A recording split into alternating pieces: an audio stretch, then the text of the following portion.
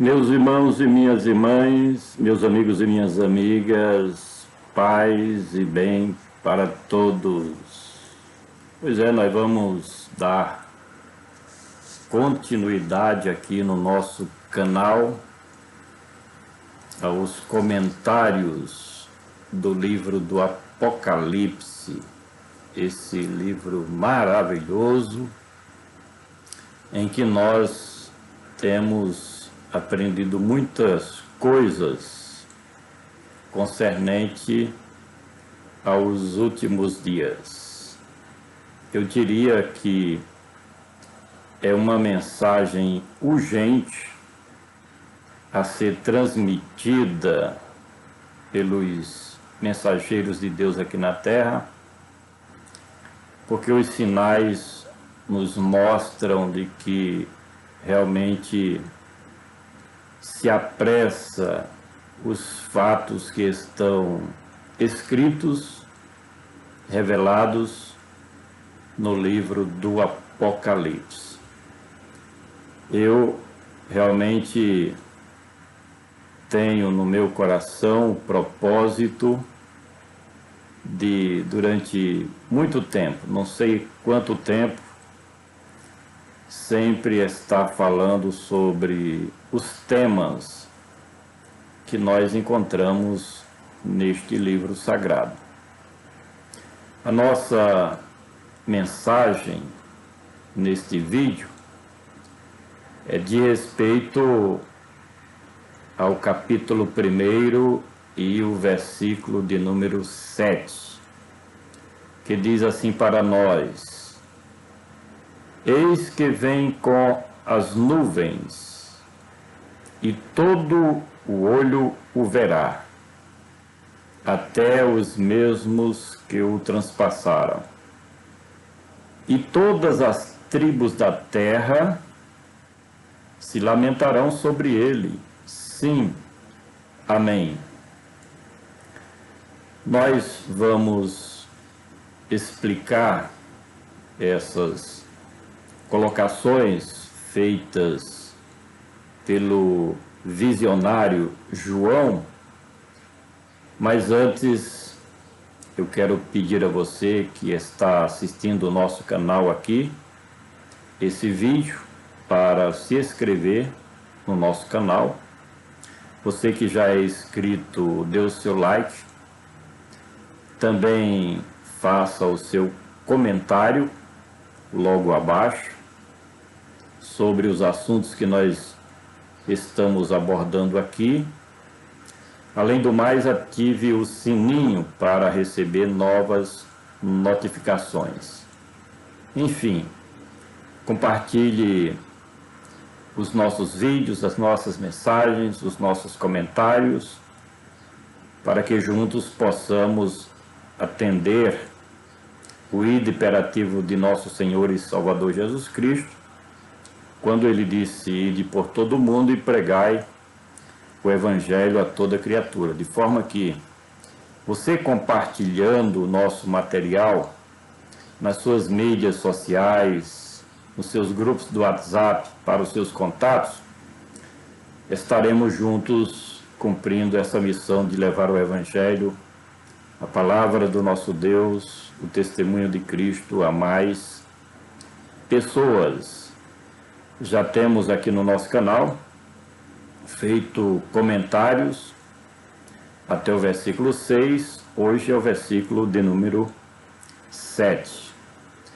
Você encontra também nas nossas mídias sociais, no nosso blog, comentário expositivo do Novo Testamento, em que nós estamos escrevendo de Romanos até o livro do Apocalipse, mais ou menos 3.000 páginas à sua disposição para você aprender a palavra de Deus. O livro de Atos, que é o livro que nós estamos ainda comentando, já escrevemos até o número 20, capítulo de número 20.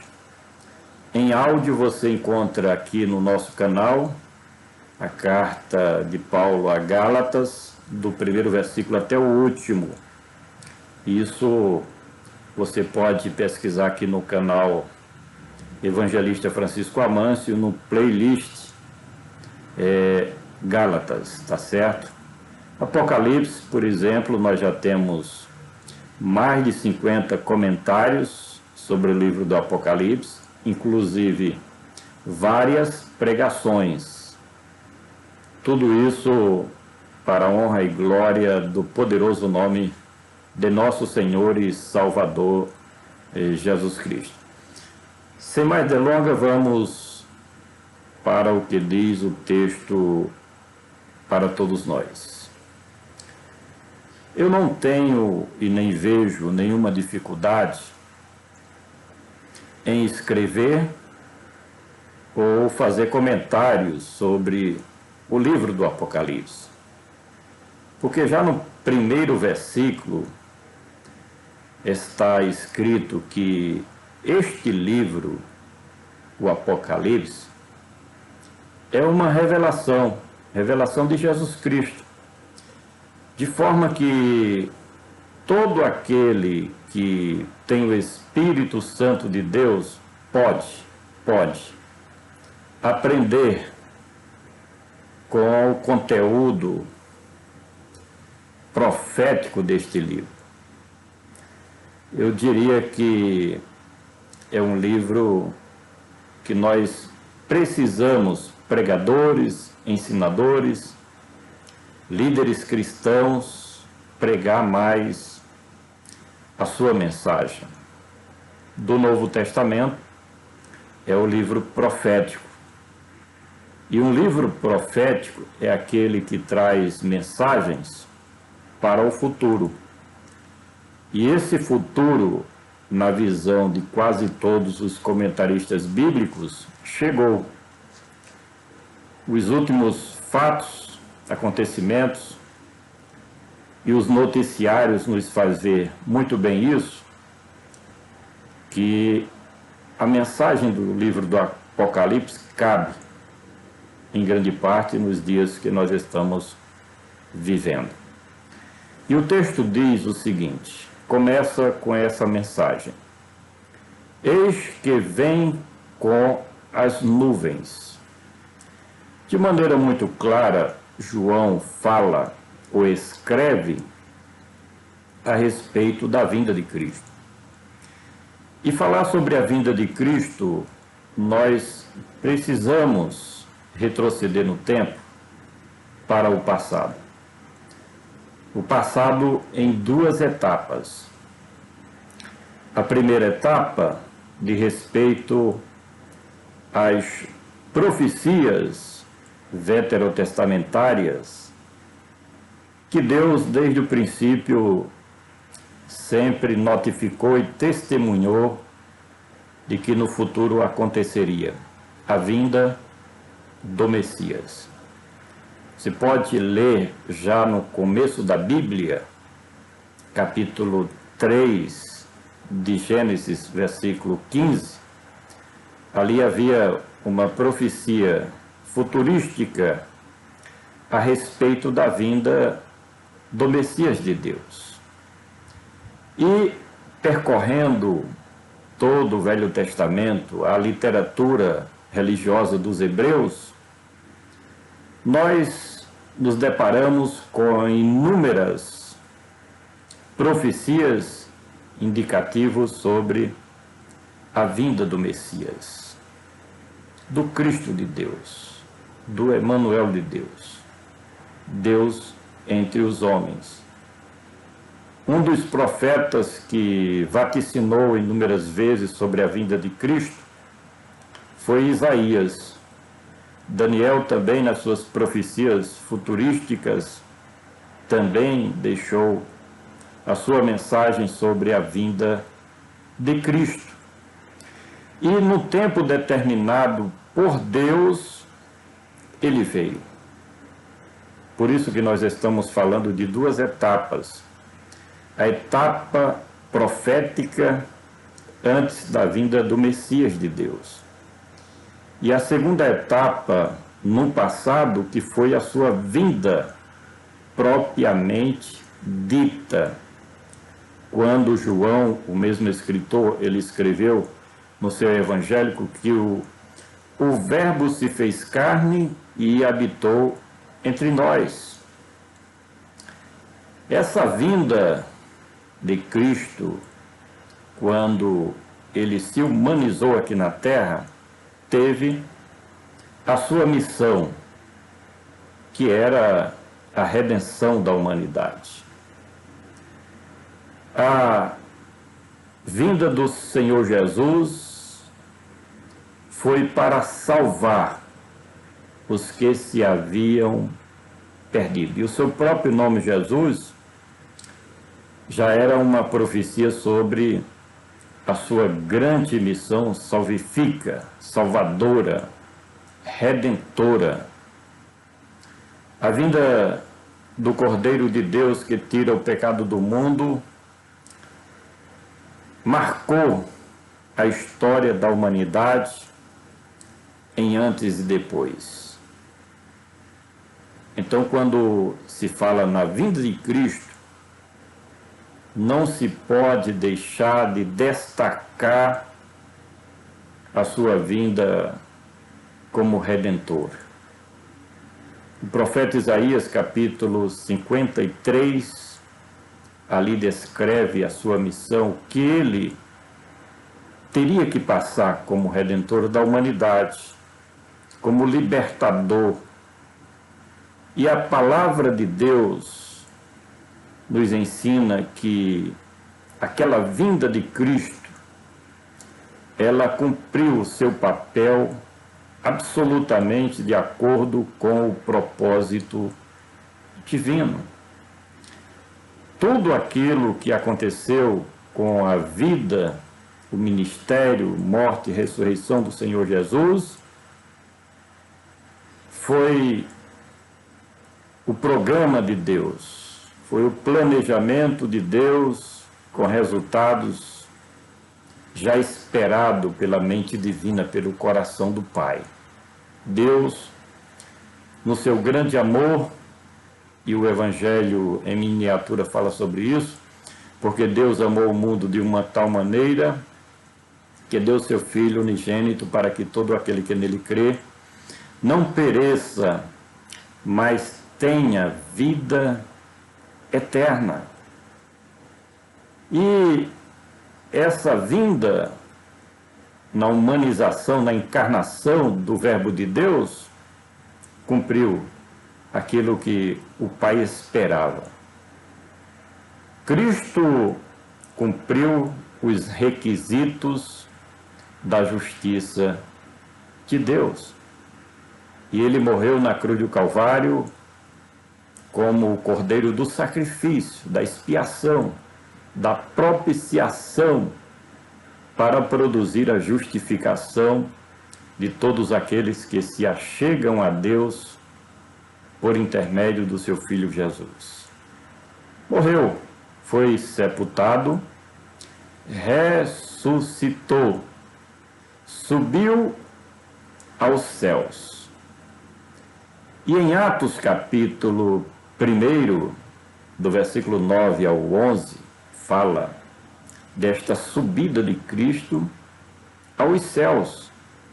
E nesta subida de Cristo, fala no envolvimento de nuvens. Ele foi envolto em uma nuvem enquanto subia. E os anjos que apareceram, 2 varões de branco, e os comentaristas concordam de que eram anjos de Deus, falava com os seus apóstolos, os seus discípulos, e que assim como ele foi visto subir, haverá de voltar para o seu povo. Aí quando nós olhamos para o futuro, também falamos sobre 2 etapas da vinda de Cristo. E aqui diz que eis que vem com as nuvens. Então há essa promessa da parte do Evangelho e do Senhor Jesus de que ele vai voltar. São muitas as referências bíblicas que falam sobre a vinda do Filho de Deus. E a próxima vinda do Senhor Jesus, conforme o que eu creio, e aqui eu quero, com muita humildade, reconhecer que existem muitas pessoas que pensam o contrário de nós e merecem o respeito, porque cada um recebe uma luz diferente do conhecimento bíblico e nós devemos respeitar. Eu nunca discuto com ninguém a questão de crenças. E a minha crença, o que eu aprendi durante mais de 30 anos, fazendo parte da Igreja de Cristo aqui na Terra, é que a próxima vinda de Cristo é para buscar a sua igreja, para o arrebatamento da igreja. Eu já ouvi talvez milhares de pregações, todas convergindo para este mesmo assunto, a próxima vinda de Cristo, ou a primeira etapa da sua segunda vinda, ou parúzia, é para a igreja, para arrebatar os seus escolhidos, a igreja, composta de judeus e gentios que aceitam a Cristo como Senhor e Salvador. Então a próxima vinda, ela pode acontecer a qualquer momento. É o que a igreja está esperando. É a volta do Senhor Jesus para nos levar para si mesmo. Então são inúmeras as passagens bíblicas, principalmente neotestamentárias, falando a respeito dessa vinda de Cristo para o arrebatamento. E não queremos aqui fazer um comentário técnico, referências e mais referências, porque se torna até um pouco enjoado esse tipo de comentário técnico, mas é crença comum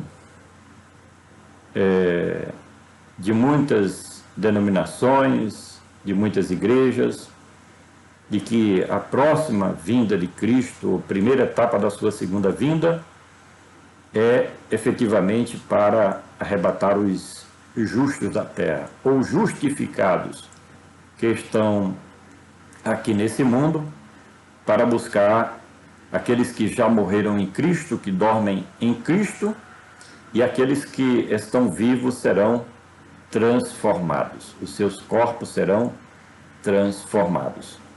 Mas, de acordo com o restante aqui do versículo, esta vinda de Cristo, João pode, a gente não tem como colocar um ponto final nas passagens bíblicas, porque ninguém é dono da verdade.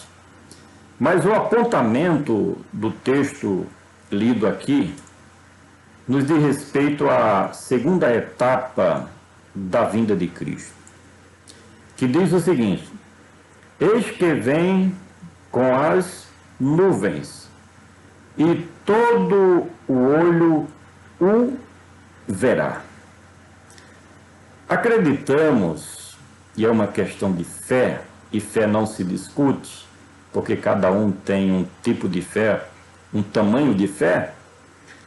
Acreditamos que na primeira etapa da vinda de Cristo, para o arrebatamento, somente os que irão participar do arrebatamento da igreja é que verão, ouvirão com seus olhos o Senhor Jesus.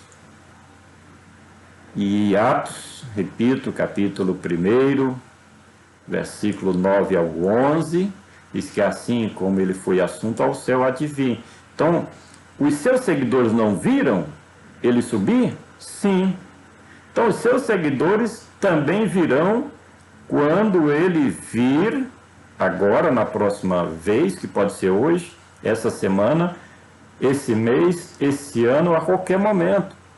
Então, os que irão participar do arrebatamento da igreja, eles irão ver o Senhor Jesus. Agora, essa colocação, que todo olho verá, é onde entra a segunda etapa da segunda vinda de Cristo. A primeira foi quando ele veio há mais de 2000 anos passados, e a segunda vinda é em duas etapas, uma para a igreja, que é a primeira, e a segunda etapa é justamente para os judeus. E não só os judeus. Acreditamos que muitos gentios, depois do arrebatamento, também se converterão para Cristo, mas com a saída da igreja aqui da terra, a aliança de Deus volta para Israel. Nós estamos no tempo da graça, em que Israel, os judeus, os hebreus e qualquer nação do mundo, os gentios, têm o direito pela graça de chegarem diante do trono da graça de Deus e ser salvo, qualquer pessoa de qualquer nação do mundo. Mas depois do arrebatamento da igreja, muda muita coisa. Você vê que na primeira vinda de Cristo mudou tudo. A história ficou dividida em antes e depois. Nessa primeira etapa da segunda vinda de Cristo, também vai mudar muita coisa. Vai ter um antes e um depois. E essa mudança é que a porta da graça vai se fechar. Não se sabe se absolutamente, mas acredita-se que haverá salvação de gentios também. E, principalmente, a aliança de Deus com Israel será renovada.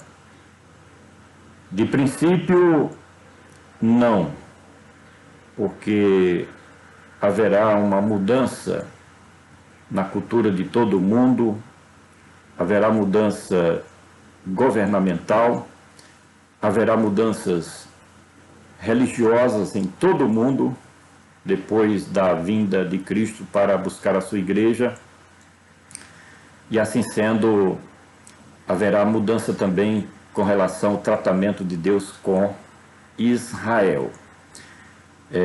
Já ouvi muitos pregadores dizendo, pregando, ensinando, alertando de que, por conta de que Israel rejeitou o seu Messias, e está escrito no Evangelho de João isso, capítulo 1, veio para o que era seu e os seus não receberam. Então, os judeus rejeitaram como nação, porque a igreja começou com os judeus, os apóstolos eram judeus, os discípulos eram judeus, os seguidores dos começos, dos primeiros 30 anos da igreja, eram judeus. Até o ano 70, uma grande parte da igreja primitiva era composta de judeus, mas como nação rejeitou o Messias. E essa rejeição abriu-se a porta da graça para os gentios. Então essa porta da graça, conforme muitos comentaristas, ou a maioria, se fecha com a vinda de Cristo para buscar a sua igreja e se abre novamente a porta para os judeus. A aliança de Deus será mais especificamente com os judeus. Então, quando se diz que todo olho verá, é que na segunda etapa da segunda vinda de Cristo, para os judeus, efetivamente, Cristo será visto por todo o planeta Terra, e até quem estiver no espaço ou em outros planetas. Porque ele vem para reinar sobre o mundo. É clara e objetiva as profecias que falam sobre o milênio de Cristo. O livro do Apocalipse, nós vamos bem lá na frente, se Jesus não voltar antes, comentar sobre o milênio, o governo milenial de Cristo aqui. Então todos os povos, todas as gentes, todas as tribos, por isso que fala aqui sobre as tribos, todas as tribos, verão com seus próprios olhos a vinda de Jesus. Haverá a grande tribulação e os judeus se converterão, reconheceram que sacrificaram seu Messias, rejeitaram seu Messias, se converterão, clamarão aos céus, ao Deus de Abraão, Deus de Isaque e o Deus de Jacó, para que envie socorro dos mais altos céus. É quando Jesus virá. Para os judeus, especificamente, para os judeus, e para implantar o seu governo milenial sobre esta terra. E quando se diz que até os mesmos que o transpassaram, é um direcionamento específico de Cristo para os judeus. Cristo vai voltar com a igreja já recompensada, conforme 2 Coríntios 5:10. A igreja já galardoada por Cristo, honrada por Cristo, voltará com Cristo. As miríades celestiais, os anjos inumeráveis de Deus voltará com Cristo para vencer o anticristo, para vencer o falso profeta, para vencer os governos rebeldes, as nações rebeldes, e estabelecer o seu reino aqui na terra. Quando se diz que todas as tribos da terra se lamentarão sobre ele, sim, amém. Isso fala da etapa propriamente dita da grande tribulação. Haverá 7 anos de governos do anticristo e durante 3 anos e meio ele vai enganar as nações do mundo, inclusive Israel, mas na metade do seu governo, 3 anos e meio, Israel vai perceber que o anticristo não é o Messias, mas é um enganador, romperá com o anticristo, clamará por socorro da parte do seu Deus, e Deus enviará o seu Cristo, repito, com a igreja glorificada, com os anjos celestiais, para batalhar, lutar a favor de Israel, a favor dos justos, a favor daqueles que servem ao reino de Deus. Por isso que está escrito aqui nessa mensagem que as tribos da terra se lamentarão sobre ele. É que haverá, durante os últimos 3 anos e meio do governo do anticristo, haverá tremendas catástrofes sobre este mundo. Esta mensagem, ela é direta para as nações, como um aviso. João está alertando, por isso que nós devemos pregar o livro do Apocalipse e a sua mensagem para a igreja ser mais fiel, amar mais as coisas do reino de Deus, amar a volta de Cristo.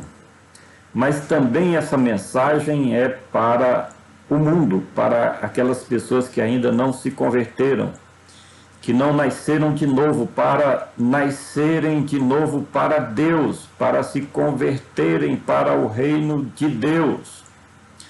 Porque o período da grande tribulação, e você pode ver isso já a partir do capítulo 6 do livro do Apocalipse, as mensagens dos demais capítulos até o final são coisas estarrecedoras, são coisas avassaladoras, são reprimidas terríveis como providência da parte de Deus contra os rebeldes, contra as autoridades os governos, os povos, as nações, as tribos. Quando se fala tribo, para a época em que a Bíblia, o Novo Testamento foi escrito, está se referindo às nações, aos povos, todos, todo mundo será atingido com os fenômenos sobrenaturais da ira de Deus. Deus vai estar realmente irado contra a humanidade.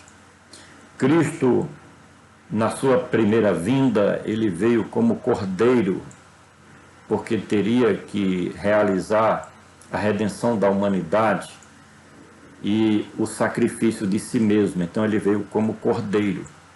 Mas o Apocalipse o apresenta também como o leão da tribo de Judá. E isso é uma figura de linguagem para falar sobre a forma mais contundente com que o Senhor Jesus vai tratar com os desobedientes ao Evangelho. Então essa é uma palavra para o arrependimento de todos, dos que já estão e fazem parte do reino de Deus, para serem mais fiéis ao Evangelho do Senhor Jesus, mas principalmente para aquelas pessoas que, na dureza do seu coração, na incredulidade, não se rendem aos pés da cruz, aceitando a Jesus como Senhor e Salvador. Que fique esse alerta para toda a humanidade, dizendo para a Igreja de Cristo, para todos aqueles que já servem a Cristo, que são discípulos de Cristo, a cada dia renove o seu entendimento de que este mundo não tem mais nada para nos dar, para nos oferecer. Que o nosso pensamento, a nossa mente esteja voltada para as coisas que são de cima e não para as coisas que são deste mundo aqui da terra, as coisas materiais. Não.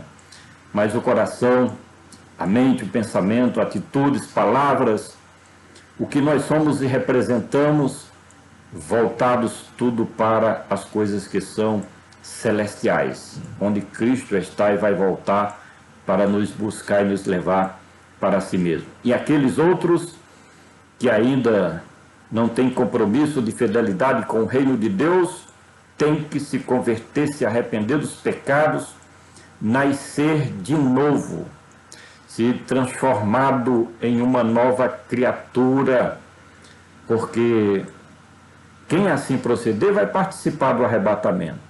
Mas quem não aceitar a Cristo como Senhor e Salvador, vai ter que suportar a tribulação, a grande tribulação.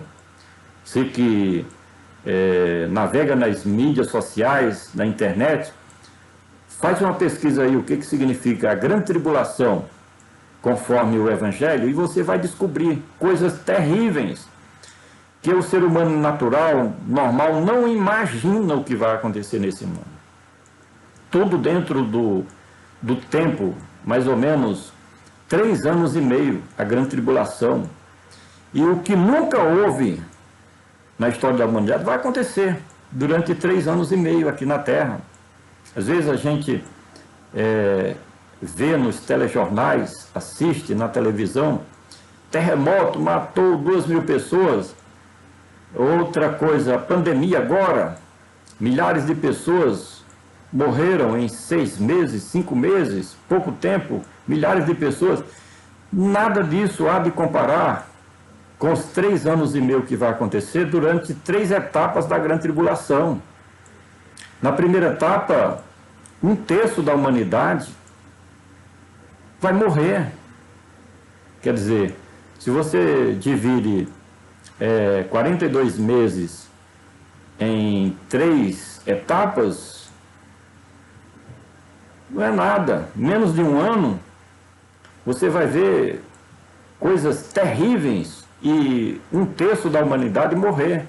Na segunda etapa, outro terço da humanidade morrer.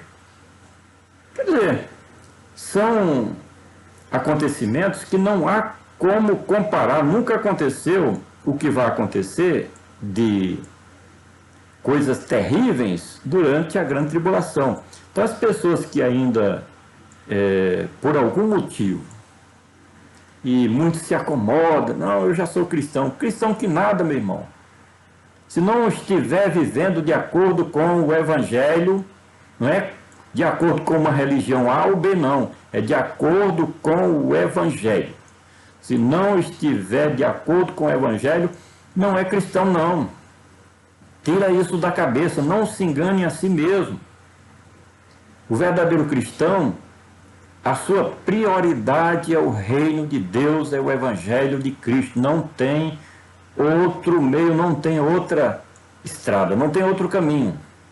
Cristão verdadeiro, mesmo falhando, passível de pecar, de errar, mas o seu interesse, a sua prioridade, a coisa principal é o reino de Deus, as coisas que são de cima, de acordo com o Evangelho. Não se engane, não se engane.